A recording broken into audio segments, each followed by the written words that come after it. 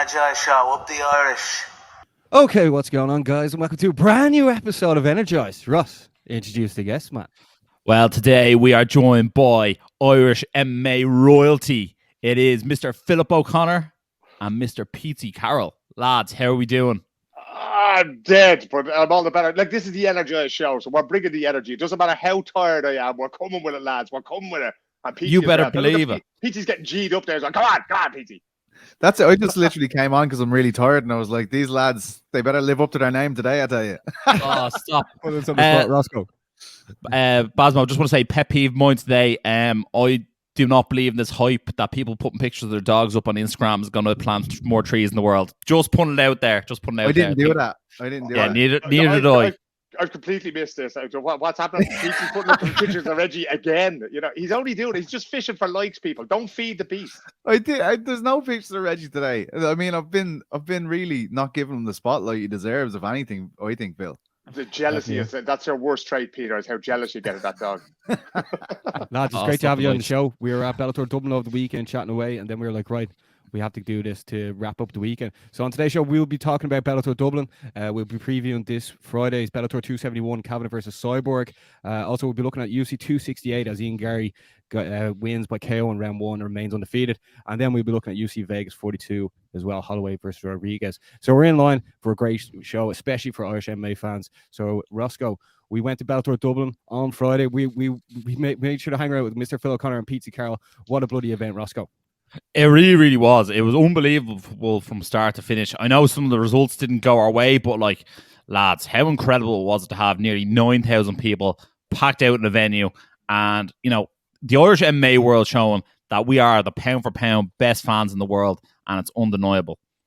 The most remarkable thing that happened on Friday night was after everything that happened prior to Peter Creeley's walkout, I was sitting there going, okay, I just took it in, right? So I didn't record a single video. Everybody else was standing with their cameras over there. And it's not because I thought, oh, I'm just going to be cool. I'm not going to do it. I just stayed there going, this is amazing. Like, the atmosphere in there was absolutely amazing. And when Peter's face first came up on the screen, and then he starts to walk out to zombie, and like, that was, I actually tweeted about it after the fight had started. I was going, if you haven't seen an Irish fighter walk out to zombie at a full packed out 3 arena in the main event, have you even lived at all? What are you doing with your life if you haven't seen this? I mean, okay, you can talk about the results, you can talk about everything else like that, but that was just amazing, because that was the point, lads, when I left the pandemic behind me. I went, okay, we will get through this. We are all back in the one room. The best thing about the event, and this is no offense to the fighters who were involved, there's some brilliant performances by Danny and Keir on that, but it was seeing you guys, it was seeing those 9,000 other maniacs, and just being all together in a room again and enjoying a huge event like that.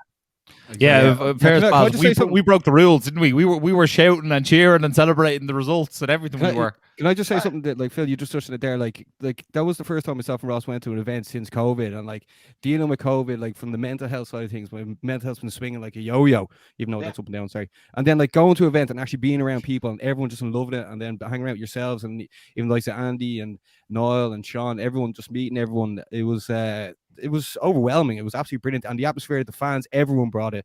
What a bloody great night. Thanks a million, Bellator. Ross, take away. Baz, I just want to say, you can do whatever you want with the yo-yo. You can do up and down, yeah, side to side, no brilliant. bother. Yeah, but it was so brilliant. I'm sure everyone else there was just like the atmosphere. It was just the perfect way to almost see off COVID. So it was absolutely brilliant. Yeah, absolutely. And I suppose we'll get into the main two fights. So, like, obviously Peter Creeley, you can't not like talk about the walkout. Like, I think people were going to that event almost looking forward more to the walkout than to the fight. Like, it's very rare you see you know, the ring announcers, and you see nearly all the Bellator staff taking out their phones, recording, being like, this is the moment that they were waiting for. It was incredible. Yeah, the fight didn't go his way, and yeah, it didn't go James' way. But like, you have to think how incredible it is for those two men to actually pack out an arena. And to me, like, that's a success in its own right. I think sometimes you have to step outside the fighting realm. And especially I look at James Gallagher, because I saw he took some criticism online being like, he's not good enough. He's losing the B leagues. James Gallagher is 25. He's 8-2 in Bellator. He has an 80% win rate. And he's fought more professional fights in the big leagues than I think anyone at his age. It's an absolutely incredible feat that he's done. And not only that, he's going to be a father. He got engaged last month. You know what I mean? Like, that fella is winning at life. And at the end of the day, he's taken very little damage in his career as well. So I have all the respect in the world for James. And to me, every time I see him, every time he steps out and perform, I become a bigger and bigger fan of his. Yeah, no, he was brilliant. And what people are always going to be quick to tear James down. It's because of who he is, and that's the same reason that 9,000 people are packed into the 3 Arena. He puts himself out there, and he has done since he was a teenager. And this was a huge step up in class in terms of opponent. And I don't think he looked out of place at all. I saw people online trying to say, oh, he got smoked. He's in a very competitive fight, one of the best bantamweights in the Bellator books.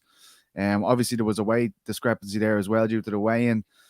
If you think about it, going from Carl Eleanor, and I'm a huge Carl Eleanor fan, but you got to acknowledge that there's a huge difference in terms of what Patchy Mix has done so far with Bellator and what Carl did.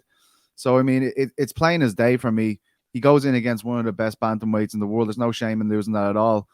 What Bellator can get lots of good fighters. They can get lots of really good 135ers that will put on great fights for them. But what they don't have is a lot of people who can sell out arenas. And that's what James has proven to do. And that's far more valuable to a promoter, to be honest. I know it's a terrible thing to say, but that's the way our sport is.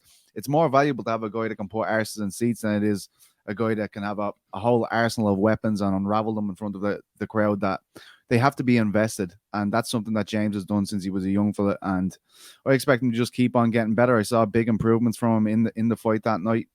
Again, against a much better opponent than he's ever faced. So he's so young. He's got it all ahead of him. And I'm going to continue to be excited about what's going to happen with James Gallagher's career from here on out. Phil, Kind of annoyed me a little bit, lads. Yeah, no, it kind of annoyed me a little bit because I felt that guillotine finish was coming. I felt he was being very careless because he got out of it twice, and then the third time he got caught and he couldn't get out of it. And I was saying to Peter, just stop doing that, okay? Just because you got away with it the first time doesn't mean you can keep going. But one of the things that we were talking about during the fight while it was going on was how much more precise James' striking has become, right? So there was very little of this. He was very sloppy before. There was a lot of energy wasted. And if you look at Kamaru Usman, who we'll probably talk about a little bit later on, he doesn't waste any energy in his strike, and particularly his jab. It's very, very efficient. James wasn't that good, but that was one of those things that it seems to have come on in leaps and bounds to me during the pandemic when he wasn't fighting since he moved to America. So that's great. But, people, it's annoying. I can understand why James annoys people, but at the same time, you've got to be fair to people as well. If he goes out there and he puts himself out there, the headphones, I'm sure, annoy people. They annoy old men like me who grew up with boxing, to see people do that. It's like, stop it, Juffle. But at the same time, you got to give them credit when they do these things and it's fun, and that, you got to understand what it is he's trying to do. Because, as Petesy was saying, if you don't have him, if you don't have Peter, because Peter can be a prickly character at the best of times as well, but they'll generate interest in a fight. You'll either want to see them win or want to see them lose. And without them, we could have had that, in a shed in Blanchardstown. That's where that event would have been.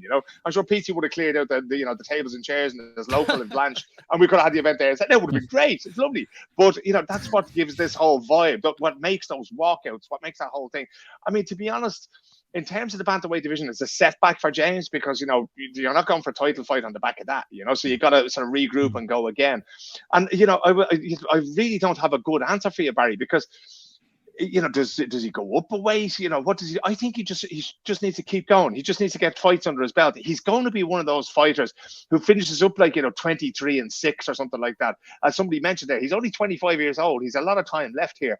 I'm kind of glad that he already has his always gone. That he's already lost a couple of fights because that doesn't matter. This is mixed martial arts. This is not boxing. There's only one Khabib who's gone through his stellar career completely undefeated. So for me, get back in there, work on those. I think there was a little bit of overconfidence as well in his own grappling game. Patchy Mix a very, very good grappler, and to go in there and to give him the opportunity to put a guillotine hold on you, not just a choke on you, but just to get that arm over your head and just make things difficult for you. You shouldn't be doing that because eventually a really good grappler is going to make you pay for it. So go back to the gym, iron out that kink in your game. It might be, he has to learn a little bit more humility in that part of the game where he's actually best, where he's absolutely world class, But I do think that he's going to come back better because of it. I do think that, hopefully fatherhood will do that for him as well. They go, okay, I've more to fight for now. A lot of guys will tell you that, and girls will tell you that when they have children of their own, all of a sudden they start to take it a lot more seriously. Yeah, I think the choke battles, to be honest, like if I was going to point to the most eye-catching things in terms of, an elite fight, I think that the choke defense off both of them, and actually, as Phil said rightfully, it got him in trouble in the end because he got confidence out of the first two, but mixes as well. James had him in some very precarious positions, and you know when you can see that the choke is on for a very long time, you start to lose confidence in it. But there was times when you could see Mix's hand come out, like especially in the second round with James had him in a guillotine, and then it goes back to him. The way that catching chokes even was really, really high level. So it's like I can understand how a fighter get into that ego battle, especially someone like James, where I feel like we've been hearing about him since he's a teenager, this jiu-jitsu savant. But unfortunately, Mix had exactly the same type of reputation in the US. But they both proved it, that they are high-level submission fighters that night, I thought. And yeah, I do believe James is going to improve. Even his demeanor seems to be so mature, so composed these days. He's not... like sometimes I guess when you're younger in your career, you're kind of chasing the spotlight a bit, but I don't get that vibe off James at all anymore. And if we've seen that much of an improvement with James Gross in one camp, I think we're going to see much more. Yeah, Russ, where do you see James going next now as well? Obviously, he's about to get married, he's about to have a kid. Like it's really kicking off. He's now going full time to Kansas as well. What do you see next for James? I think he'll fight again at bantamweight. I think we'll see a better James next time out. I think he'll probably fight maybe an unranked opponent, and I wouldn't be surprised if Bellator came back in February to Dublin. James is the headline on the show. One good thing about that performance is he took very little damage. If anything, James dished out a lot more damage on the feet than Patchy Mix did. So at the end of the day, he should be relatively fresh as a daisy, and come February or March, if Bellator returns to Dublin, James Gallagher will be your headliner. I wouldn't be surprised to see him against a European talent. Lads, I just want to give a quick shout out, actually, just before we go any further, to the Bellator crew, like the whole organization of Bellator, right? Because when I came over there, I was hoping to come over with my family because, the pandemic, we haven't been over there. And then I saw this card was happening, and I went, okay, let's do this. So I wanted to do a feature about it. Now, I didn't want to report on just the fights themselves, right? Because even though there was a lightweight title fight, that wasn't really what was of interest. To me, what was of interest was, the resurgence of Irish MMA, the first big event in Ireland since the pandemic. And Bellator bent over backwards to accommodate me in doing that. I brought with me an absolutely brilliant photographer called Clodagh Kilcoyne from Reuters. We've worked together on Olympics and World Cups and that. And I asked them, can you let her into the dressing room when maybe James or Peter is getting their hands wrapped? And we all know, like, fighters don't like us being in there at that point. They don't mind when they're amateurs, but when they just want to be on their own.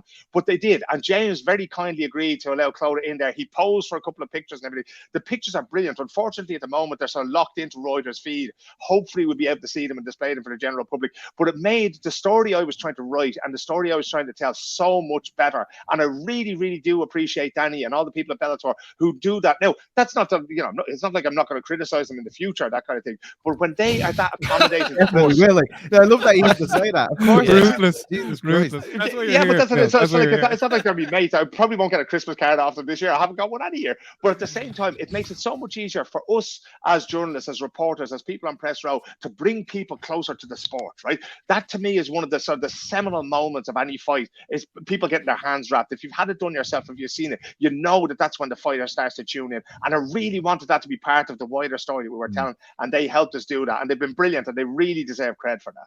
They definitely upped their game. Brilliant story. Thank you very much, Peter. Hold on, I'll be over to pat you on the back now very shortly. No, but what I was going to say is it. You're saying, it wasn't about the fights. It wasn't really about the fights that night. Like, and the lads alluded to it earlier. The big talking point from that event isn't Patricky Pitbull is the new champion at lightweight. It's like, holy shit, did you see the Irish fans? Did you see? And there was a feeling of ecstasy there. Like, I mean, that's why I kind of drew obvious parallels to McGregor and Brandao was a real kind of moment in Irish MMA. Obviously, like, this is him showing the world that he is ready to take on the world, and he has his country behind him. But that's what this was about. And there was a feeling in the arena that was similar to the one McGregor and Brandao. I didn't quite get that same feeling, even though the crowd were amazing for different Bellator, Bama events, Cage Warriors events. The crowds are always great, but this was pure joy. And I think it was just the fact that they were at an event again, and they were able to watch these fighters compete again. And I think that was brilliantly got across in your article. Will we tell the lads how the sausage is made, Peter, and how this happened? So, lads, as soon as the main event is over, I turned to Pete and I went, That's my story, fucked. Because what you're really looking for there is a victory. You want to see Peter Creeley there with the belt, and then this shit then writes itself. So now I had to do 5 minutes of actual work. So Petey said, "What are you going to do?" And I went, "Watch this." And I just went over to the barrier. I think I actually passed you on the way, Barry. And I thought this was his friend. I thought he was talking to his friend at the barrier. So I just grabbed this guy, and security are going, "Okay, everybody get the fuck out, drink that beer, get out of here." They want to close up and sweep up and leave it at that. And I just went to this bloke, come here. And I said, "Can I ask you a couple of questions for an article?" Lovely young fella, Dylan Twist was his name, right? And I started off by asking him about the atmosphere then, and asking him then, what he thought of the fights, and then turned out that he'd been to see McGregor against Poirier in Las Vegas. He was one of the very few Irish who was over there. And then, of course, we could finish on the high note of, like, I asked him, well, you've seen two fighters in the main and the co-main losing. Are you going to come back? And he said, absolutely. I'll be first in the queue to see any fighter because this is the first chance I have to see a potential champion, as I had been in 2014. And that was what made the story for me. So even if you go in there with an idea, events will always overtake you. We know that in this game. As Mike Tyson used to say, everybody has a plan until they get punched in the face. And man, was I ever punched in the face. But Dylan Twist came out. He was like the cut man. He gave me the smell of salt. And that was what made the story. It was great fun to write. Big shout out to Dylan Twist, whoever you are. What a name. Dylan. He needs to get into jiu-jitsu or something, man. That's insane. That was the thing. He told me his name, and I went, well, I don't have to write that down. I'm never going to forget that. Also, obviously, Patricky knocked out Peter Creeley. Conor McGregor went straight on Twitter after saying that's 1-1 in his book. Ross, what do you expect to happen now in the lightweight division? Well, I definitely don't expect a rematch. The trilogy to happen immediately. I'd say Patricky will probably fight someone else. I wouldn't be surprised to see AJ McKee come up and try and take off both brothers. That's what I sort of want to see. I don't know if that's the route Bellator will go, but I must say that fight was very interesting. I thought Peter's defense was very tight. I thought like he was happy enough to eat the shots. I think he was looking to weather the storm and then come out sort of round 3. But I think the eye poke was the change in the tides. It almost felt like Peter Creeley eye poked him, obviously not on purpose, but eye poked him and then went, I think his vision is impaired now, and sort of went for him a bit and thinking he might have a bit of success. And that's when Patricky unleashed those bombs on him. Also, Patricky had a lot of time to recover, so it probably actually, re-energized them. Use the pun. And then obviously he shut the show out. Some people said it was an early stoppage, but from where we were, you could actually, Peter Creeley was out, like he wasn't on steady legs for a solid 3 or 4 minutes afterwards. But in terms of the lightweight division next, I think it will be Patricky, maybe against AJ McKee next. That's the way I want to see it. Anyone else? Any other views? I see an issue with that. Like, is AJ's the featherweight champion, and if they make that fight and he goes up and he becomes a lightweight champion, then he's like, I want to go to the UFC now. That would present a very big problem to the Bellator. So I reckon they might be safeguarding against that, because AJ's been very, very vocal about wanting to go and sign for the UFC now. But as we know, promoters, they don't really tend to open the gate for their biggest talents to do that kind of thing. No. If anything, they might, have them sign a contract that like traps them the that UFC he's unaware of. Yeah. hashtag Nate Diaz. Yeah, exactly. What would you do now, Pete? I don't know. I haven't really thought about the ramifications outside of the night itself. Is Primus just coming off a win? Is that correct? Yeah. Like, I mean, he's right up there as well. I'd love to see. I'm with you. Like, I'd love to see the AJ McKee thing. I just don't know if they'll go for it. I think he's brilliant. I think he hangs in the UFC with any of the best featherweights in there. I'd watch Volkanovski v AJ McKee right now. So that would be great. But will they want to give up that kind of leverage? I don't know. Phil, what about yourself? One of the things that was very underrated in what Patrick was doing was, like, when Peter was defending so well, he was really sort of taking the blows and dodging a lot and wasn't doing much damage. But then Patrick Pitbull started ripping a left-right combination to the body, and lads, I was sitting there with tears in my eyes. The first time he did it, and he did it a few times. I can count probably 3 or 4 times when he did it, and the force of those punches. And even if you tense your stomach muscles, that's going to take the power out of you. So the recovery time for the eye poke and that kind of thing also certainly played a role there. But those shots were so heavy, and even if they don't like land on the liver to the point where you'd be knocked out, it's so hard to defend against that. And it's natural, because the higher up your elbows come, the more you're leaving yourself exposed to that. So I thought that was really clever. I don't think it was part of a game plan. I think that was one of those adjustments that he made on the fly in the cage, and that just shows you the level of fighter that he is. He went, okay, and it's not just one shot, it's 2 shots. So when he bends to one side to cover it, then the other side is open. So that was a really clever thing to do. So I mean, I don't know. It's really difficult for Bellator because they've great depth, right? But it's very thin at the top, so there's very very few. And now the Queevy has it's 1-1 there, and Connor was right about that. It would be good to see. Peter's not getting any younger, but you'd love to see him given 6 months, a year, maybe 1 or 2 more fights to see if he can address those holes in his game that had him knocked out the other night, and then put the two of them back in there the year 18 months and run it back. I'll be down for that. Ross, is there any other people on the card that you want to give a shout out to as well, or they're really impressed? Yeah, well, I think Kieran Clark was his third round comeback. I mean, I'm not going to lie, I had him down 2 rounds too. Some people had one round apiece. He came back and I think he spent 2.5 minutes on his opponent's back and eventually sunk in the rear naked choke. I was almost getting annoyed at one stage. I was like, you're doing the same thing over and over again. It's not working, but it eventually did work. And he sunk in the rear naked choke, and that set the place on absolute wheels. It was probably the loudest ovation of the night, bar maybe Peter Queevy as entrance and maybe James Gallagher's, but that was incredible. And then Danny Nealon was dominant from start to finish.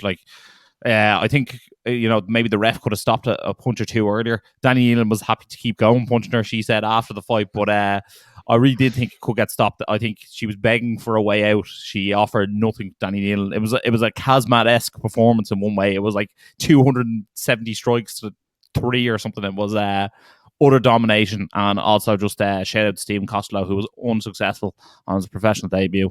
And then Dara Kelly, whose opponents decided the day before that they saw him at weigh-ins and didn't want to fight him. Kieran Clark was gas. If you remember that quote, it was so good. He said it twice. He said the whole Lahadada had come down to support him, and I was sort of wondering what did he say about the whole Lahadada, and it was fantastic. But like I said, that took the roof off the place. Was that in the prelim card? That was one of the last fights of the prelim card. It was the last fight before the main card. Yeah, and that was amazing because that really teed everything up then for what happened on the main card. But apropos what you were saying there about the choke, I think it's Hieron Gracie usually says that there's a window for every submission, and if you haven't got it, let it go, right? So the guillotine chokes that James had, and that rear naked choke that he just kept going for, we're all sitting there going, would you just choke him? I want to go to the bar, and he just couldn't get it done. I thought the opportunity was gone, but he readjusted and he took it again. Now, rear naked is different because you're on somebody's back and it's a little bit more dynamic. A guillotine choke, you're hanging onto it there, and all you're doing is tiring yourself out, so just let it go. But I'm glad he stayed on the back there and he got the win. Yeah, PT, anything from the event that really stood out for you? Yeah, I mean, I love the event. I guess you were talking about Kieran Clark there, and I was kind of going, why isn't this guy opening the main card? He has an amazing support there. Bellator would have definitely taken notes on that. They're very aware of those kind of things, and they would have noticed that this guy brought a whole army with him from Drogheda, right? Yeah. So what I don't understand is this: why is Elias Boulay on the main card? We've seen this twice now where he comes in and it's not I know he's a brilliant kickboxer and he has all these knockouts, but he's always kind of put in this spot. Last time it was a post limb, right? It happened after the main event. And, I just feel like the Irish fans don't really know the story there. They could at least give us something to sink our teeth into with the guy. I know he's working with John, but he's a great kickboxer, but there's no real narrative there for the Irish fan base yet. I'd love to see them kind of tell us why we should be so more excited, underline it, make it special. But when you have something like here on there that obviously is special, it's a straight out of the box, let's put him on the main card. I don't know why they didn't go for it. And he's already shown them that he has this crowd, and he has already been known as one of these prospects we've heard about since his teenage years. I wondered after the fact when Elias was on, I was like, Jesus, Kieran would have been perfect in that spot. I think there's a sort of a post-pandemic ketchup effect happening there, Petesy, because we're still only coming out of this with shows there. So, there's all these fighters with big contracts right at the top of the bottle, and Bellator are fucking banging the bottom of it, and now all of a sudden your sandwich is ruined, And that's what happened there. They ruined the sandwich by putting him on there, and Kieran just came out as an afterthought, and it's terrible. And I think he said it to us as well in the press room. He was going, I should have been on the main card. And there wasn't a journalist there who disagreed with him. Yeah. And the Bellator guys were even standing there going, yeah, that's probably right, all right, But I think he's sort of cemented the status, certainly in Ireland, as being a main card fighter from here on in. And Bosmo. Sorry, go on, Pete. There's one thing I think that Bellator should do, because it always provokes so much emotion, is pitting two Irish guys against each other.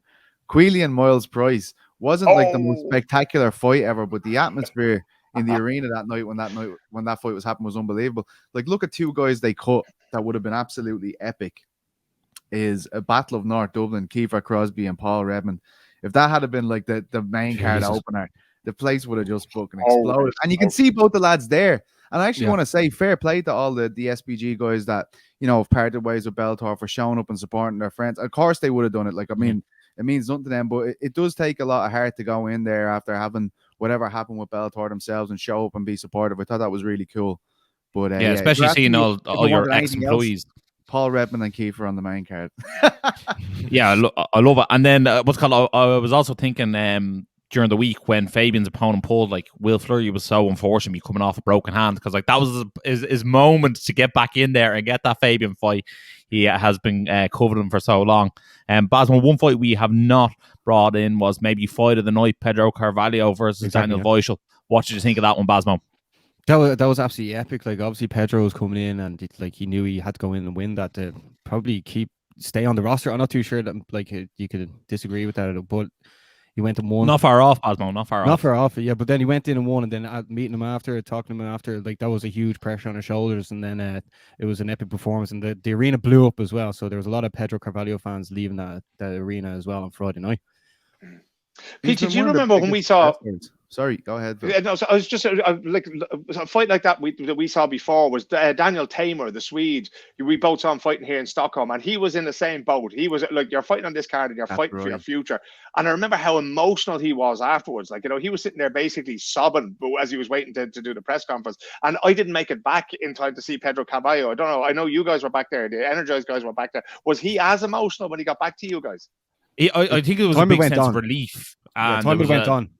Yeah, he was sort of saying that, you know, he touched down in Dublin 5 years ago, like this month 5 years ago, and like he flew over and then the train dropped him outside the 3 Arena, and he said it was like sort of a, you know, almost a story come full circle that he got to fight in the arena that he hadn't got to fight in before, and he got mugged outside of 5 years ago. Yeah, exactly. And he was basically saying that you know, he got in there against one of the top talents. It wasn't a flawless performance. You know, he said he's quite critical of himself, but he said, you know, he knows he can hang in there with those type of guys, and like that meant a lot to him. So look, I'm looking forward to Pedro's next fight as well. Funny enough, though, on Wednesday on the media day, he said that he was going to go back to what helped him win fights. He stopped a lot of his early pro wins by submission, and I did not see one takedown or submission attempt from Pedro Carvalho in that fight. But wrong man to start grappling with, though, isn't he, Weichel? Yeah. Jesus Christ. Absolutely. Very impressive to take out a 55 veteran at that stage of Pedro's career. He's only, 16 fights pro. I think he had 2 amateur fights as well. So, like, the experience differential there is massive. But Bellator Dublin, thank you so much. See you in February. They've not told us anything about their coming back in February. I just assume they are. That sort of seems to be the way their calendar works. We've decided now they're coming back in February, because you know what? I have a trip booked in February and I'm coming back as well. And I expect Bellator to put on a show for you. I've been here being nice to you all night, lads. Get it sorted. But what if around February there's also a very important event for Irish MMA happening in Belfast for a different promotion? Cage Warriors. Those ones are not the same week. I may have been. I'd rather them space out the months a bit more for me. You know what I mean? In fairness, I may have said it to Reece McKee, being like, "You, Paul Hughes, Joe McColgan, all on the one card. How epic is that?" Today, you're the only person who's been thinking this, Ross. No. I was the only person thinking this. But I was like, I was like, pasting Graham Boylan's text now, Ross. He said it to them and they're like, Ian. I was like, Ian Dean, what would you think of? Give Ross a ring there. You know what? I might text Dana White being like, what would you think of Conor McGregor in Dublin? It could work. Oh no! Him fighting as the main event of a Garth Brooks gig. The 5th night. Here we go. Oh, geez, the rows over the percentage of who got what. Oh, stop. Like needless to say, Friday was absolutely epic. For the people listening, make sure to let us know down in the comments what you thought of the event. And also, we made sure to get, we had Big John McCarthy and Josh Thompson on our episode 300. So when they came over, we gave them a present of some Irish glasses. And if you go into the latest podcast, you can see them wearing it for the first 5 minutes. It's absolutely brilliant. So, I mean, and then like Josh knows, so I don't fraternize with those kind of people. But fair enough. We're team MMA, PT, especially Irish, especially you two boys as well. So if you are new to the channel, make sure to like and subscribe. Lads, we're going to move into this Friday's Bellator 271 as Ireland's own Sinead Cavan is fighting Chris Cyborg this Friday, November the 12th in Bellator. Like, who wants to kick this one off, lads? I want PT to kick it off. Same PT, what do you make of this event? It's going on Friday. Like, I mean, this is obviously a huge opportunity for Sinead having to put herself on the MMA map as well. Yeah, I think like I saw a lot of people giving out about this fight, and I think it was the fact that they announced Queally around the same time, and everyone's like, "This is SBG, blah blah blah." But look, the Bellator cut a lot of SBG fighters as well. I don't feel like that. Even though the card obviously on Friday had a lot of SBG names on it, I don't feel like that allegiance is as strong as it once was. But Sinead Kavanagh, for me, I always thought, like, ever since that fight with Leslie Smith where she was absolutely robbed, from that point on, I was like, if she gets a fight with Cyborg and Cyborg wants to strike with her, we have a very interesting fight in our hands. I still believe that. I think she's a magical fighter when she's striking and she hits her rhythm. It's very, very hard to live with her.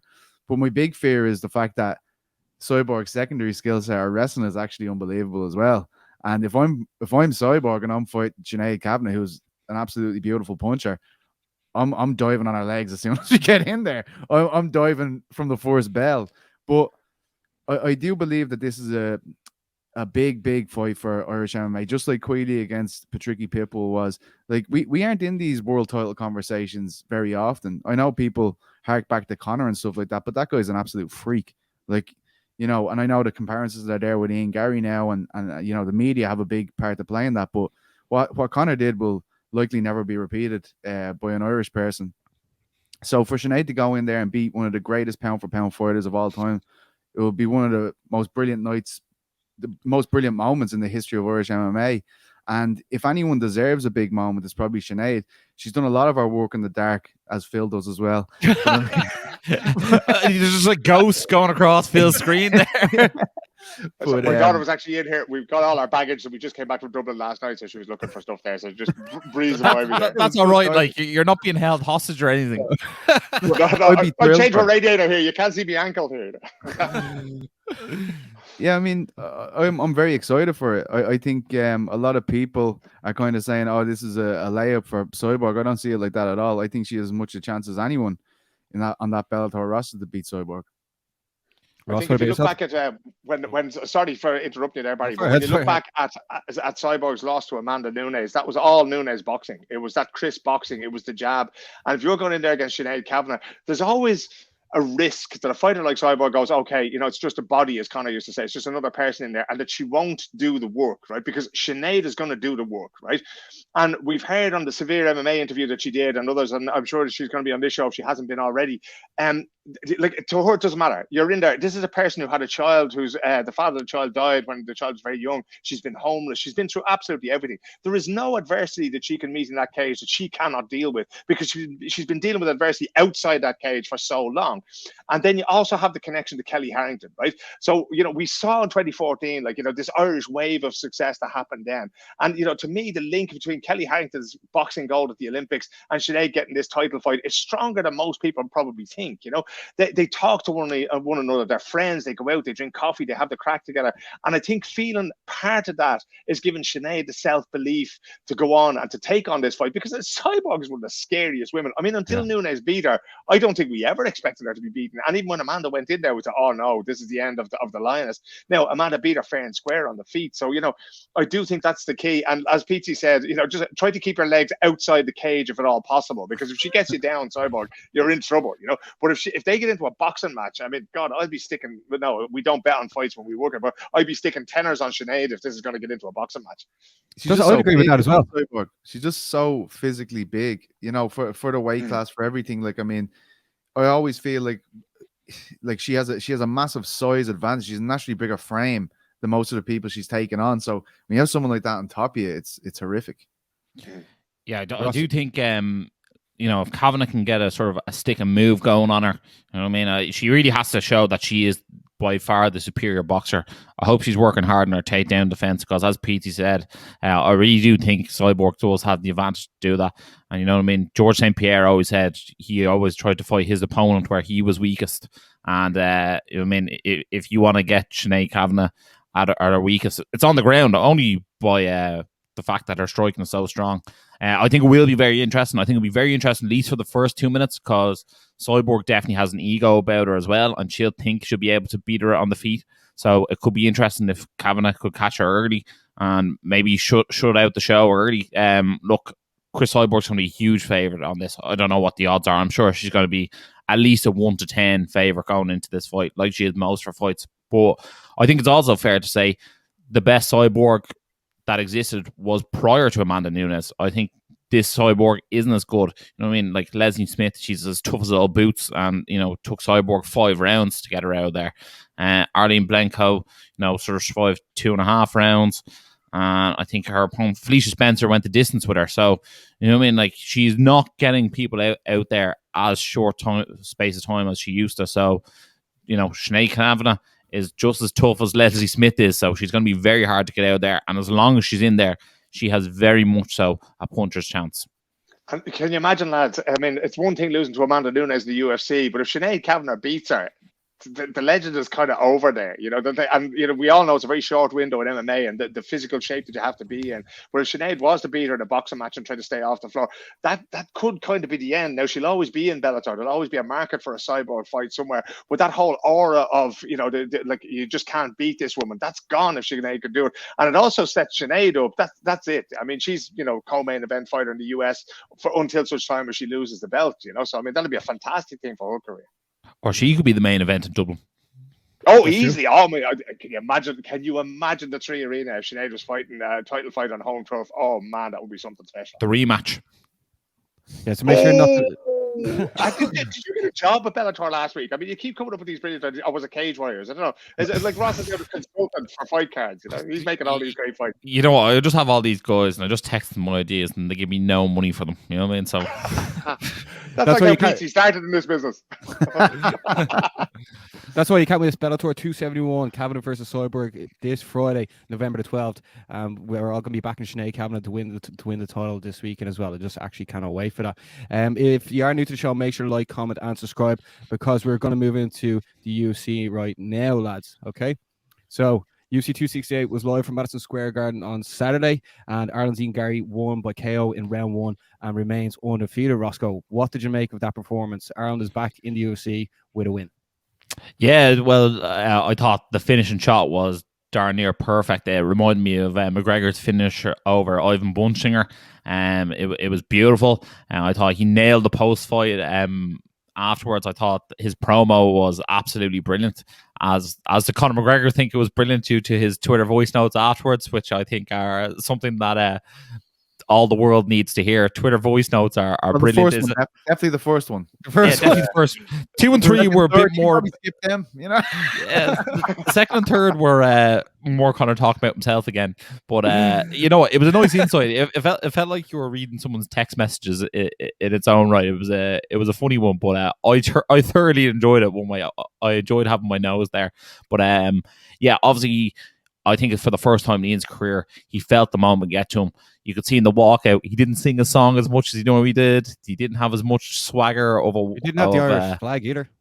No, he didn't walk out the Irish flag. He didn't sort of dance as much as he normally does to the ring.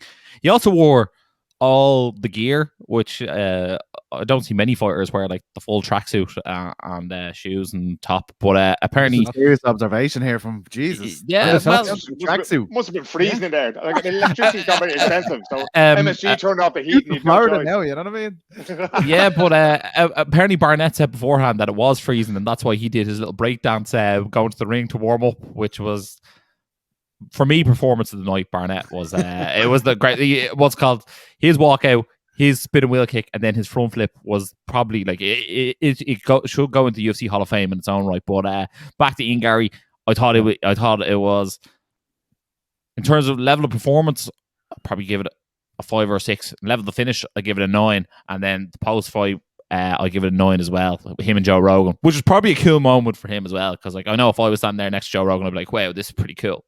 It is, yeah. Pete, you were obviously live on the Green Room with Ariel, Journey in Gary's fight. Like, what did you make of the overall performance as well? I was Shout really out to the MMA ringer. I was really worried earlier on when he was getting clipped a bit. And he was coming out of the exchange with his head chin up in the air, straight back. I was going, Jesus, this is exactly what Jordan Williams wants, And It was very funny because Ariel just said to me just before the finish, he just goes, so maybe we haven't really seen this before from Ian, and then just he just KO'd him. So Yeah, look, it wasn't about the performance. It was about getting the train rolling with the UFC, and he did that perfectly. He from the knockout punch to his post-fight interview to then Conor verifying him online like the way he did. He knocked it out of the park. That's what that event was for. That was what the opponent was for. That was for all the media spots he was put in. That's what he was there to do. To get a big viral moment finish, make another viral moment in the post-fight interview, and then obviously I can't stress how important that moment is from Conor. Like, and I think Conor will see Ian as like he is a media sweetheart at the moment. He's reinvigorating this Irish passion for mixed martial arts. He's as valuable to like Connor's as valuable to Ian as Ian is valuable to Conor. I think like he honestly like if he can kind of attach himself to that story, I fully expect them to train together. I fully expect to see pictures of them together very soon. And I think that will kind of, a rising tide lifts all ships kind of situation. I think that will really get the Irish fans buzzing. But in terms of first step in the UFC, he absolutely knocked it out of the park, I think. Yeah, Phil, how important was it? Phil? I was just going to ask BT if he doesn't think that, like, if you're tying your fortunes to Conor, right? Because we know how erratic Conor can be at the moment. Conor may never come back. There's no need for him financially to come back if what I've heard is correct, right?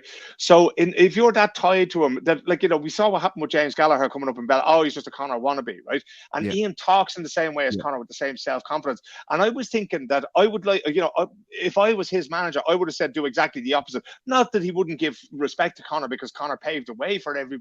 But at the same time, maybe tone it down just a little bit and become his own man in the way that Paddy Pimblett has become. Because now Paddy has done a deal, I think, with Barstool Sports, and he's his own guy. He's not dependent on anybody else. But the risk of being too close to Conor is that you just become, I think, was it Chris Avila was in with Nate Diaz crew, and now nobody even remembers the bloke's name kind of thing, And that was the worry for me, that I would have loved to have seen him come out in that interview with Joe Rogan. And, he talked about himself as the future before, just into the camera that was following him after the victory, right? And I thought that was brilliant. But, when he went back to the winner here to take part, winner here, for me, you shouldn't be reading the old chapter. You should be writing the new one, And there was a chance there that, if they had a thought about it, that they could have said, like the Irish are back is obviously a great line. But, and, again, I don't want to sound disrespectful to what Conor has done for Irish MMA or for what he's done in the UFC, but just from a sort of a brand building perspective or a profile building perspective, standing your own 2 feet. Now, I could be completely wrong. I could be reading completely wrong. I'll tell you, Phil, like the reason why I was very excited about Ian, from very early on is because I felt like he was nearly like a tonic to McGregor. Like he was a different kind of guy. He's very wholesome, very, he's a different kind of guy when you talk to him. He's very forthcoming. He's very personable, like, very eager nearly. Like, that's what I liked about him. I felt like everybody, he's a far more approachable face for MMA than say Conor was at certain points during his career. And the comparisons are so obvious that I don't think they need to be highlighted as much, but I can understand showing up on Fight Week and the UFC have given you all of this stuff. All of their promos are pulling back to the McGregor thing. Like, I feel like you got to give the guy a pass for the first one, right? Because that's the UFC machine as well as him. I didn't look like, he's leaned into it a lot. And I kind of see where you're coming from there. But I feel like for the first fight to get his name out there, it was probably a necessary evil. But from here on out, will we continue to see it? I already see people saying the same stuff. And I guess for us who've been covering MMA so long, we've seen so many of the next Conor McGregor. The next Conor McGregor, every manager, when they're pitching you a fighter, like, this guy's the next Conor McGregor. I'm not saying I never got an email off Ian's management to say that, but it's kind of, it's old hat for us now. And I think it's old hat for the fan base. Like, we don't want a guy to say the same lines. We don't want the guy to just be hitting us with all the Conor playbook, so to speak. I even saw people talking about that with the suit. Remember, Conor had the stuff written into his suit in New York. Ian has the suit. But I'll give him the pass for this one because I think it actually worked in his favor. But we'll have to see how he goes on from here on out. Baz, from a brand, how do you think Ian did? As an Ian Gary brand. Yeah, I understood both points that Phil and PT made there. I thought it was great the way Ian got the win, like said the stuff to Conor, let everyone know that the Irish is here to take over, and then I thought he did. I thought it was brilliant. obviously after he admitted that it wasn't the best performance, but I mean, as he said, 23, making his UFC debut in Madison Square Garden, like this is a huge opportunity. Like when that fight was made, I just couldn't believe it was such a huge opportunity for an Irish person, because you're looking at some of the other guys, the likes of Irish McKee, people got never thrown get on any the opportunities in the exactly. UFC. No, but the way Reese got thrown under the bus with Chimaev, I was like, right, thank God, like Ian's in here now with but like that's an actual. it, like that. It's that obvious, right? Like Joy Herbert gets Trinaldo. Yeah. Mason Jones gets Mason Davies. Reese gets Hamzat Chimaev. Like this is a different pair of gloves they're wearing for Ian Gary, and that's great. That's great. That shows they're really kind of behind him. Like I expect a very slow build for Ian Gary, and I think that's perfect. That's what every fighter would really like. You know, like I'm not getting thrown to the lions here immediately. I expect we won't even know his next opponent. Like we've probably never heard of him. You know, you should fight that guy who Ezekiel Dos Santos like battered. You should fight him next. Benoit, I think, whatever his name was.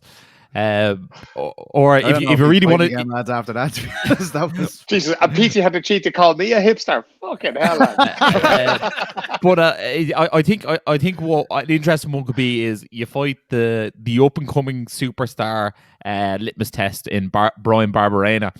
I always think that's always a good fight for someone who's new. I wouldn't touch him off Barberena at the moment. Yeah, but I think that's always the litmus test. Like if you could beat Barberena, you can do it. Down the line. He could do it. It's just like I think it could be even slower than that, you know. And if it's slower and you're getting the same money to fight these guys, why not? You're 23. You know? That's exactly what I was going to say, Petey. If you look at Paddy Pimblett, had a sort of a baptism of fire as well. Now, both of the men won on their UFC debuts, right? But I think they realized that the level of competition is not just a little bit higher; it's a lot higher than Cage Warriors. And you know, there's nothing like we say to kids who are competing in jiu-jitsu for the first time. Right? Now you're going to find out how bad you are, right? You're going to see all the holes in your game because no matter what it is, the fight's going to wind up there, right? If you're terrible at defending with somebody on your back, that's where the fight's going to be because that's just what happens, you know. And Ian found himself working against people with, you know, much better hand speed than what he's seen in the gym or in Cage Warriors before. And the same thing went for Paddy. He's like, guys, you got to raise your game here. And I'd say Ian can't wait to get back into the gym because that's the kind of thing that you realize, okay, this is jeopardy now. Things could go really, really wrong. One or two of those shots could have clipped him a little bit harder. He could have wound up on his knees and things could have been very, very different in Madison Square Garden for him on Saturday night. And I hope that, you know, and I'm sure he does have the humility and the sort of professional awareness to go and do that. I know Paddy has the same thing. I think he may have said it to you, Petey, that he's gone back there and he's going to take his time. As Petey was saying, you're not going to go in there and start fighting a Shark Tank for the same money, you know, if you're getting 40 grand or whatever. You know, if you're trying to build a career at the age of 23, as Ian is trying to do, you don't want those fights just yet.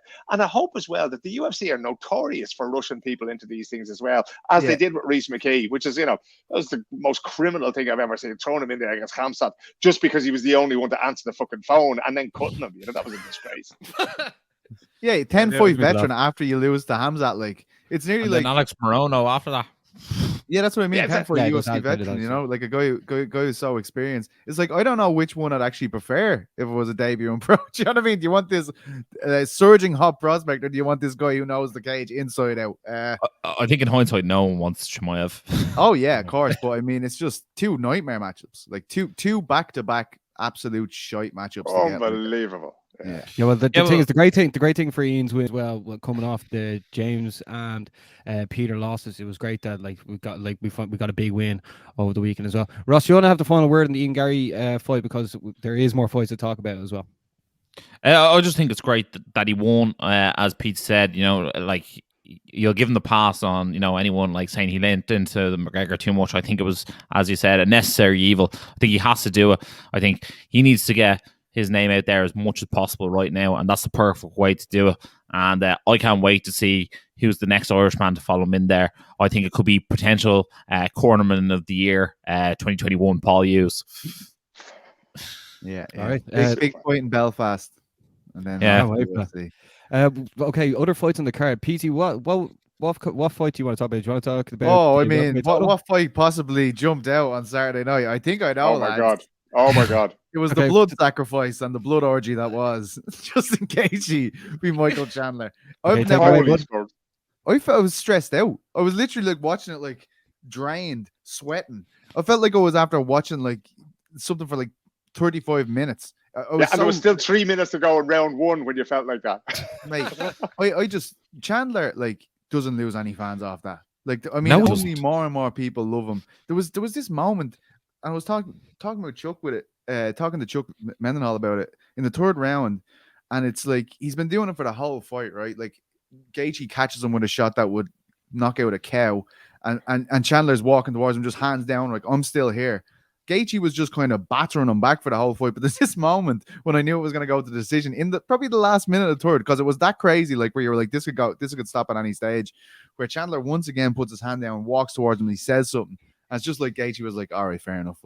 I think I've won it. I think I've done enough to win this fight now. I'm just going to take it easy, because it was absolutely mental. And I think what made it amazing was it's nearly similar to Ian. Like, there was so much expectation on Ian to go in and do what he did on Saturday night. There was even more expectation on these two guys to go in and put on one of the greatest fights ever. Like, imagine that. The fight's booked and people are like, this is going to be one of the greatest fights ever. And you're like, how can you just say that? But it really is. It really was. And it was, I'll never forget watching it. That was the one moment I have to say, I wish I was in MSG that night, where I was like, holy shit, that is just epic. I'm not gonna lie. Watching the fight, I actually thought Michael Chandler did a bad job of trying to win the fight. But I felt the entire fight, Michael Chandler was trying to make it the most exciting fight as possible, and he was like, "It doesn't matter if I win." No, it wasn't. It was about much more than that. I think it was. That's exactly. I mean, it was like watching a farmer hitting a badger with a shovel, and it just won't go away. That was what made it so brilliant. And I don't care. Put that loss on his record. There's no shame in that. There's no shame in losing that fight. You've given us one of the greatest fights we've ever seen in this cathedral of fighting. It was just amazing. And as Petesy was saying, I think at the end, I think they were shouting something very rude at Chandler at one point. But I think by the end, everybody in that building was just delighted for the two of them. That was an epic battle altogether. I think that should be the first time ever they called for an encore in fighting. One more round. One more round. And they probably would have given it to us. It was incredible. Where do both men go from here? Because both men's stock has like risen. And what would you like to see both guys do next? Look, I thought they were going to be snookered beforehand, because when Dana was asked about Islam Makhachev at the press conference, he just went quiet and let the other two lads be like, no, we're definitely getting the next shot. But in fairness, your man was a bit of a clown box asking the question, so can't remember. I just blocked them out now at this stage. But about Dana White privilege in the question, Dana White was like, "What's wrong with you?" But what Gaethje did that night, for what he did, he deserves to get the shot. I don't care if he's on a 1-fight win streak. He deserves to get the shot after putting on something like that. That so many other fights and fighters will never reach that kind. I don't even know how to describe it. What I was watching, like, but it's seen so rarely. It's so primal, and I think 100% give it to Gaethje now. I know there's always a lot of recency bias, though, right? But he was also. Oh, sorry. Yeah, no, I was just going to put in there, lads. I was going to say that Gaethje was also the dance partner when the UFC and Khabib, like, sort of, assured his legacy for all time, right? Gaethje went in there as the unstoppable force and got submitted, and that was it, So he's already played his part. If he's a company man, he's done what they've asked him to do. He's gone in there. They call him the highlight. There's a reason for that. So he goes in there against Khabib. Okay, loses the fight, but he does so with dignity. Then he goes in, he puts on this war with Chandler. And I mean, I thought his boxing was incredible. His wrestling, his takedown defense was absolutely immense as well. Give the guy the goddamn title shot. Makhachev's going to be around for years, right? But just give this boy the chance. But since you're asking, Barry, about Chandler, I think Chandler, didn't he put up a tweet today of like a Photoshop stare down of him and Connor at some time in the spring? Yeah. I don't know if I want to see that, but I mean, I've seen worse fights, I suppose. What do you think, Petesy? I'd say Connor would love it because you think so? Because the height. It's like Mendes again, isn't it? The height discrepancy, he'd love that. He's so long as it is, and he's so powerful. Like, fighting a guy who he knows is going to come forward, and try to put it on him. I'd say Connor loves that fight, but how's his leg? It's not the same Connor. That's. But it's also a guy. It's also a guy who has shown that you can clip him and he's not going to go down, because Gaethje hit him hard, several. So there must have been a dozen punches that would have, like you said, Petey, would have knocked out a horse. Is Connor ready to go in there with somebody who's going to take some putting away? I mean, you want to go armed into that fight. What did he call himself? He called himself the monster shot, or the one shot monster. Is that what he's called now? Yeah, he's the one shot monster now. So I think he backed himself to knock out those horses. I just call him Connor. We go back a long way since Petey. What other fight in the card really impressed you as well, Phil? Oh God, let me see, because I ended up watching them after the fact, and I'm trying to think of what. I mean, that one just stuck out. That one just took my breath away completely. Like I thought Usman was interesting, but not in the same way. And I mean, no disrespect to the goats, but Georges St. Pierre's certain fights were so tactical that you can see the art in what they're doing, right? But this is like the difference between listening to classical music and listening to ABBA. The ABBA thing is going to get you out of your seat. The classical music you can appreciate. So Colby Covington, he rose in my estimation, despite the fact that I hate that shtick, the whole MAGA bullshit that's been going on with now for years. But he actually did. I thought, I'm never going to like this bloke. I'm never going to respect him. But I thought that the way he bounced back, it's never in your game plan to get knocked down twice in a few seconds in the second round. Nobody, they'll tell you they have that. Nobody has that tactic, lads. And the way he was able to come back from that, I thought was really good. And the way he was able to clip Usman a few times. We haven't seen Usman fighting out of adversity that way. But Usman still managed to manage the fight all the way through. So it was an interesting fight from a tactical perspective. But I think, the people's main event was Gaethje against Chandler. I mean, I will go to my grave. That's up there with Robbie Lawler against Rory McDonald. Rory McDonald for me. Like, that was just, and like, literally, you didn't have time to draw breath. It was like when I'm in the dentist chair and I never breathe at all. For 15 minutes, it was incredible. Ross, what did you make of Kamaru Usman's win as well? And is he your pound for pound number one as well? At the moment, yeah, he's definitely my pound for pound number one. I think he is the best fighter on the planet. I thought he was incredible in the first round. I thought he was incredible in the second round. Like, those two rounds were clear as day. Colby Covington come back out in the third and fourth round almost remind me of Bisping against Anderson Silva. You know what I mean? Like, he got his absolute block knocked off and then survived and then came back out and like won the next two rounds. I thought that was very, very impressive. And then obviously I think round 5 Usman sort of kicked it up a gear, but I almost thought Usman should have maybe pushed for that finish more in the third. I thought he really let Colby properly recover. He didn't chase him down for that finish, but look, it was a great fight. I wouldn't be surprised to see a trilogy down the line. If Colby gets 2 or 3 wins and Usman's still rocking there as the welterweight champ, who knows? But I believe Leon Edwards should be next, and then after that I believe he will face Boers at some stage. He'll face the most evil man to ever step foot inside the octagon in Kazmat Chimaev. I think Leon gives him a good go. I really, when I was looking at that fight on Saturday night, I was saying, Pete, did you not see he lost the last minute against Nate Diaz? He has no chances. Yeah. Leon's a much better striker, I think, than Usman and Colby. Much better. He's faster. He's fast. Yeah. And he's more like everything seems smoother when he's doing it. His jab is better than both of theirs. I think if Usman is going to beat him, he has to wrestle the life out of him.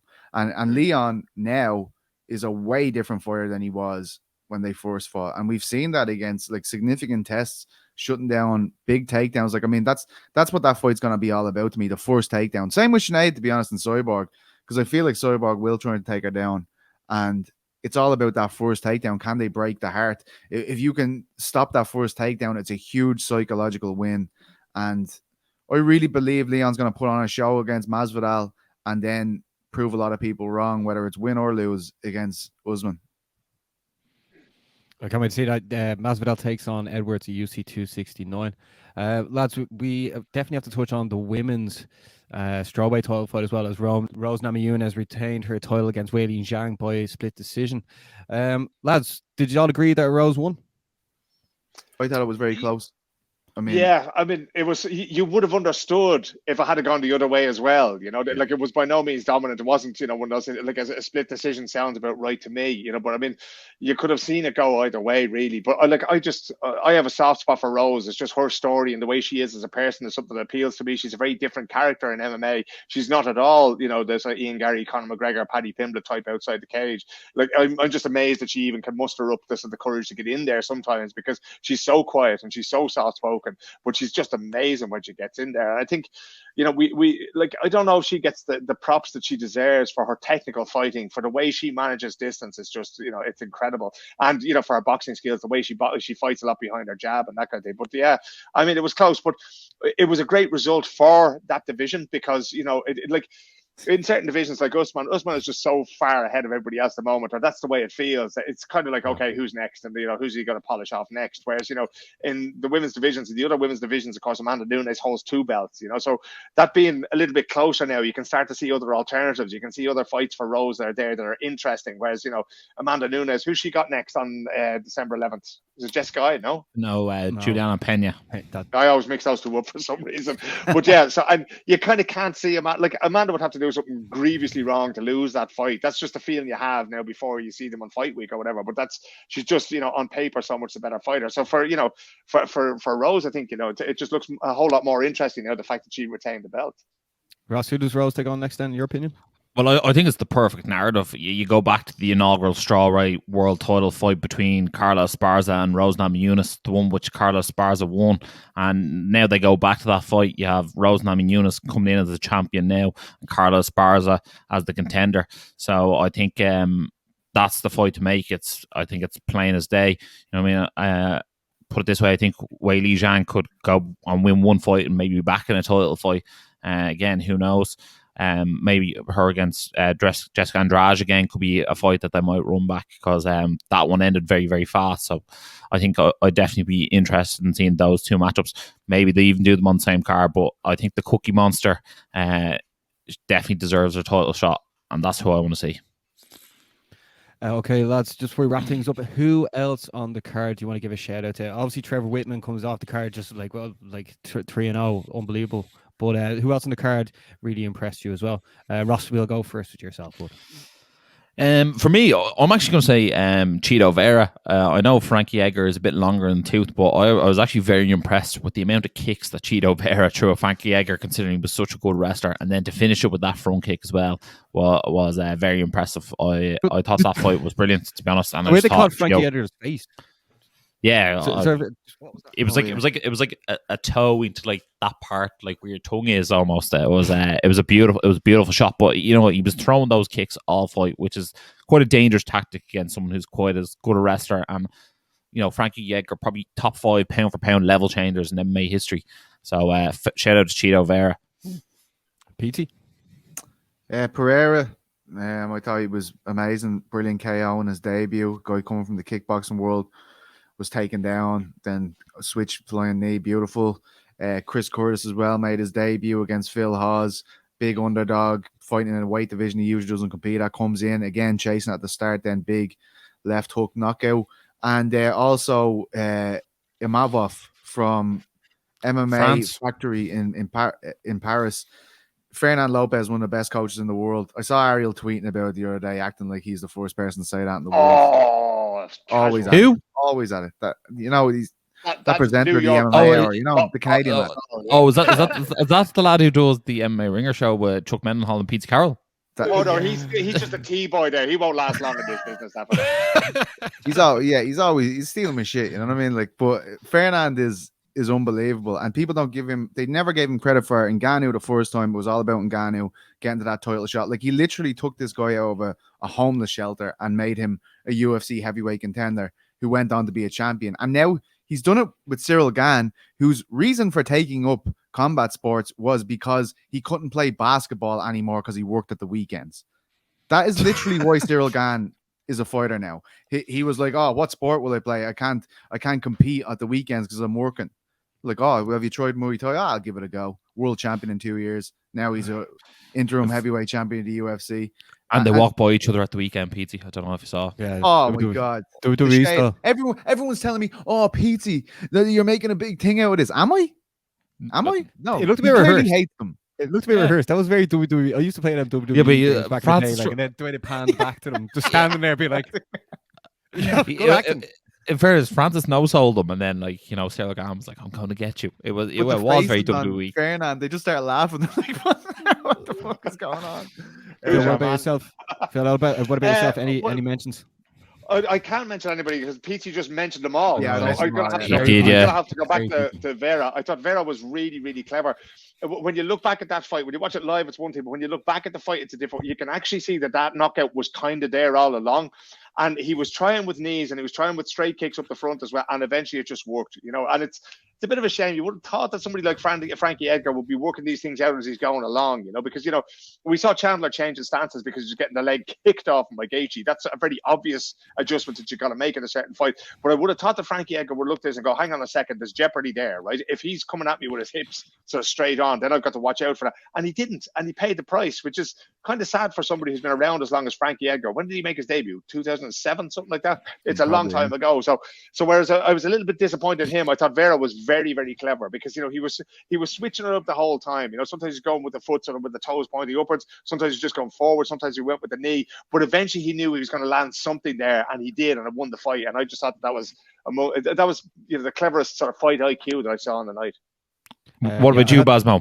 I have to give a shout out to Bobby Green defeating Aloy Quinta. The funny thing was, if you notice as well, Dean Thomas kept coming in during the fights and explaining what was going on, and he was saying that Aloy Quinta won't be able to see that overhand right. And as he said it, knocked out. And if you watch back as well, Joe Rogan called Ian Gary's shot as he did it as well. So that was twice I saw in the middle of the action, someone calling the shot just as it happened. It could have happened as well on the card, but I noticed twice. Are media members complimenting the commentary team here? This is very rare. Oh my god. So look, we're different on this show. We say the hate for elsewhere, you know what I mean? And then I never get that. I go online every weekend and I see so many people giving out. I barely listen to the commentators. I don't know. It's just, to be honest, I only ever give out about something if it really annoyed me. Otherwise, I'd be like, it doesn't matter. I have friends who commentate on sport and they go, what do you think of that? I didn't even fucking hear you, man. I was sitting there writing away. I was doing my thing. I have no idea what you say. You're great. Well done. Okay, I'm going to put this on the spot as well before we get into UFC Vegas 42 main event. Which event was better? UFC 268 or Bellator Dublin? Ross, you go first. And let us know in the comments as well. Look, I'm not going to lie. The better fights to watch were UFC 268, undeniable. You had the best moments of the year. But being live at an event in Dublin is something that you can't replicate. It's something that you can only experience. It doesn't matter how many of those Bellator Dublins I go to. Each time it gets the chills right down my spine, and Bellator Dublin is where it's at. Petesy? Well, I mean, UFC 268 is a better event. It's two world title fights on the card as opposed to one on the Bellator card, but and a lot more fights that people around the world are invested in. I mean, I thought Bellator Dublin was amazing. I loved it, but 268 was an unbelievable card, and it absolutely delivered too. So I mean, I feel like I need to break it up here a bit. You said Bellator Dublin, I'll say UFC 268. What about yourself, Phil? Well, if they're going to go, PT went for UFC, Russell went for Bellator. I'm going to say that the fans were the real winners this week, lads. We got to see absolute brilliant fights, and we also got to see the greatest atmosphere that you will ever get in sports anywhere, which is the 3 Arena on a fight night in Dublin. I mean, as we were saying, the quality of the fights, the technical aspect of it, UFC 268 hands down. But there's just something about this sport. You just can't beat heart. You can't beat the love of a local crowd. You can't beat people getting behind somebody that they know that they might have worked. You can't beat half a Drogheda getting a bus down to Dublin and taking their lives in their hands to do so. And then back in a man and Kieran Clark who goes out and wins for them. This is why we do this. This is why we want to tell these stories. We want to see these fighters, and it doesn't matter sometimes whether you win, lose, or draw. It doesn't matter if it's a boring fight with loads of fighting up against a cage and that kind of thing. It's just getting behind people. So I just think that we're privileged to see everything we saw this weekend. Yeah, that sounded more like a sermon at mass yesterday than a podcast for a Monday night. But I'll leave it at that. No, I've seen actual fights, like literal cage fights in Earth Nightclub in Drogheda.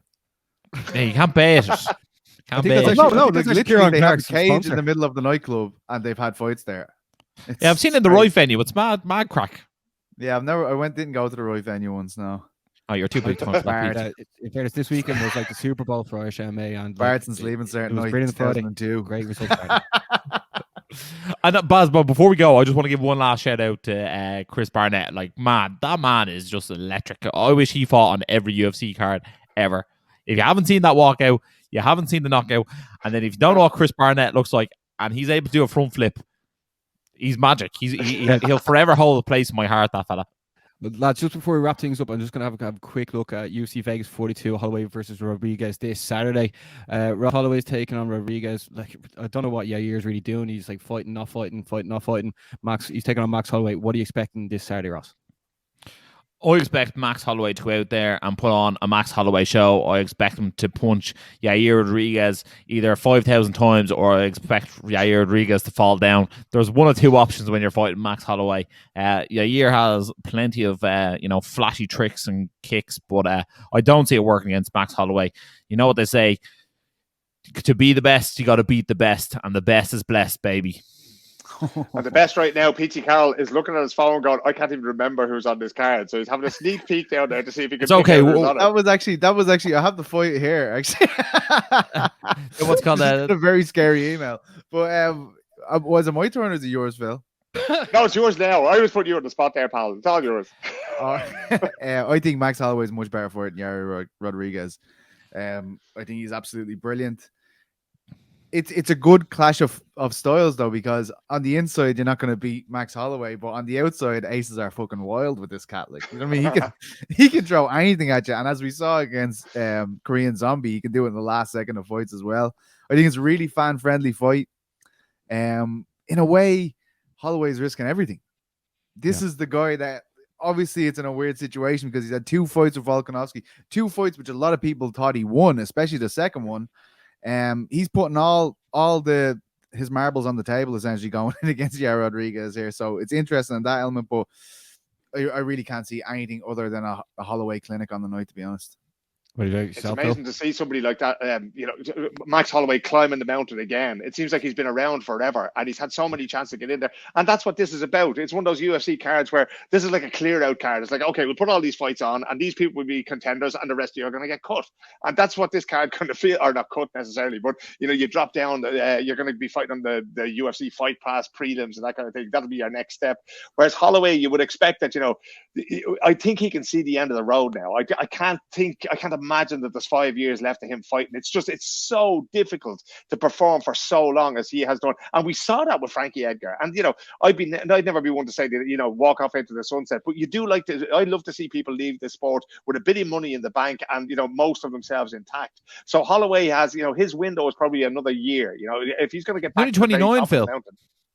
Yeah, but he has an awful lot of miles. He has an awful lot of miles on the clock, Rosser. And that's the thing. So I'd love to see him, give it another year or two, that kind of thing. Hopefully, get a title fight, maybe even win a belt and that kind of thing. But it's time to start thinking of your exit strategy, as they say in the celebrity business. Pete, I'll tell you all about that.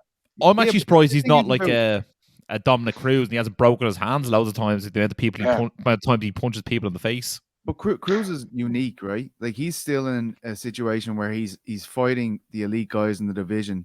Frankie's in a weird spot now where he's fodder to breed the next generation of title contenders. He's a gatekeeper, When you're in that spot, like, you're going in so they can build their name off you. Like, everybody knows that. Like, when Frankie's matched with these guys, nobody's going like, oh, Frankie's gonna pull this out here. It's nearly like, Jesus Christ, that's painful to watch now. That was painful to watch against Vera. He's had other moments like that.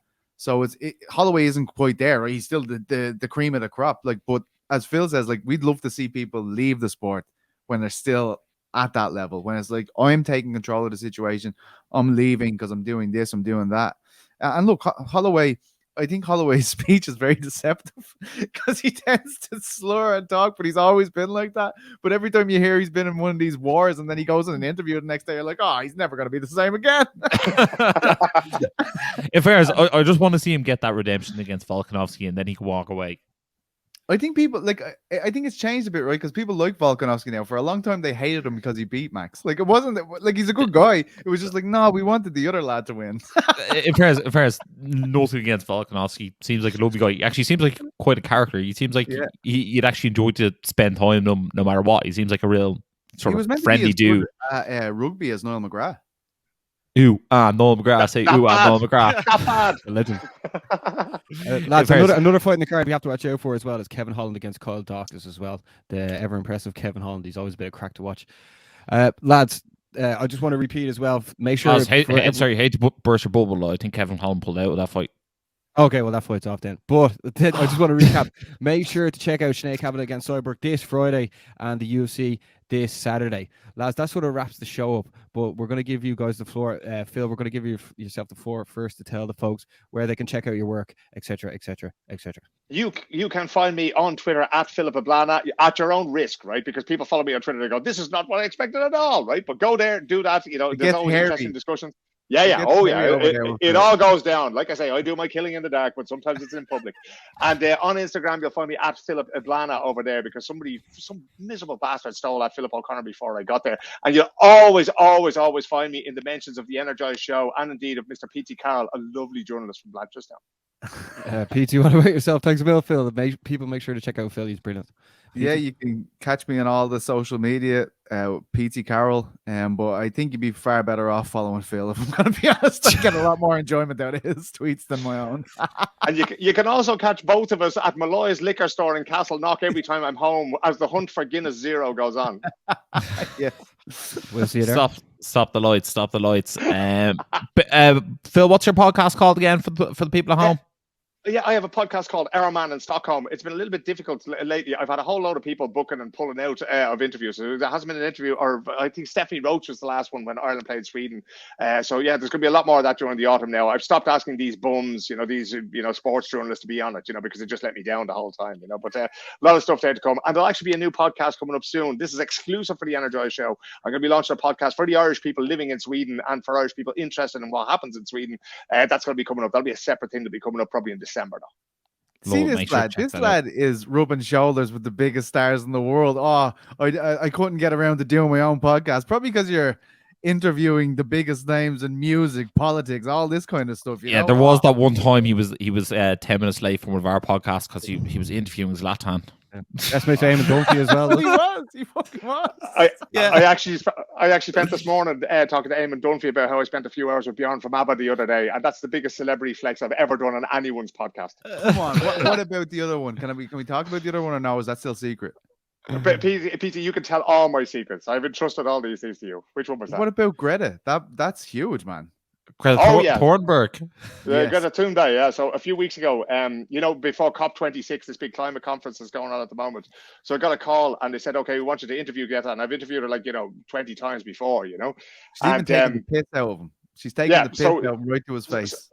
So this time they wanted me to go to her house, but then did all those interviews. I think it was actually for NBC that ended up showing her. But a couple of days later, she contacted me again through a third party and said, "Can you interview me again?" I went, "Okay." So she was there with a climate activist called Mitzi Tan, who'd come from the Philippines. They were coming here for COP26 and then getting trains over to Glasgow.